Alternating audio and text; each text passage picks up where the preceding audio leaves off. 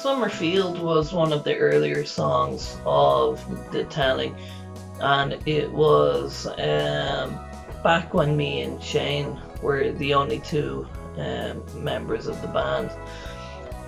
The inspiration for that song came a number of years previous when I had gone to see a concert of Queen and Paul Rodgers in Manchester.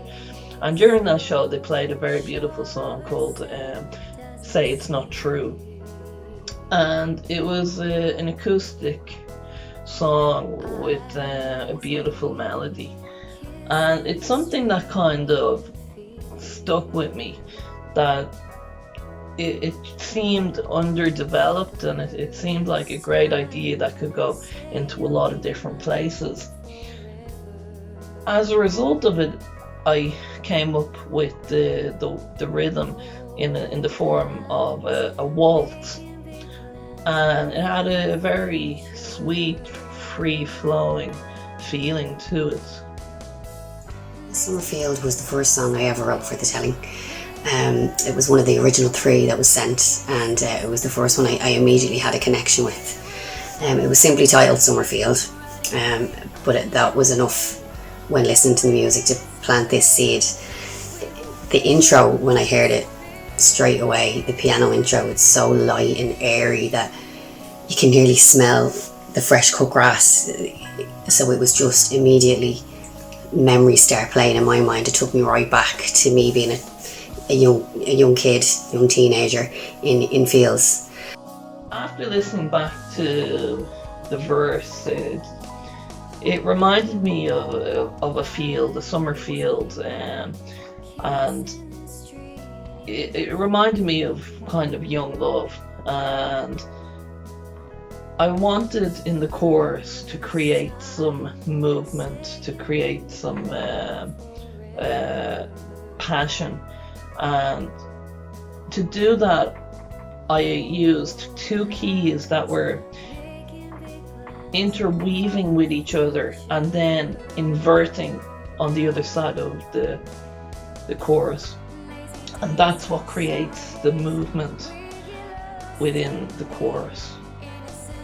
So the story behind the lyrics is young love, in particular first love, that feeling of just being completely consumed by someone, and the two of you just being, the first love, just being so in love that like the whole world just disappears and it's just you and them, and it's just taking over your whole world. And that there's a line in it that says, "No way this could end. We were meant to be."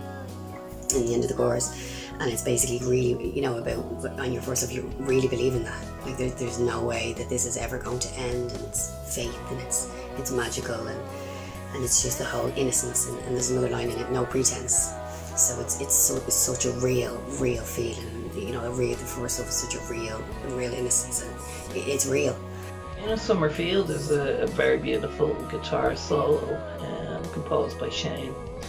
And when I presented this idea to Shane, it was a practically complete song.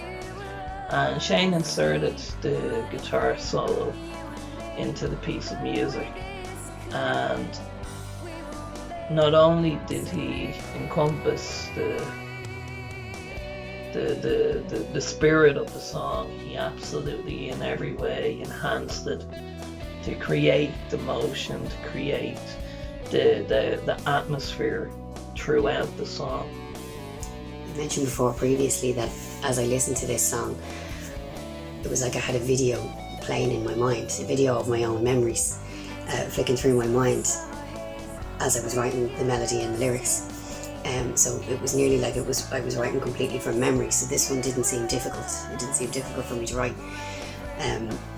If I could bring you back to the place from my childhood that I picture it to be in, I would. It was a place called Kimmage Manor, and it had fields and fields, and some streams and little bridges, and people I used to know kept horses there, and we had big tire swings and things like that. But it's gone now.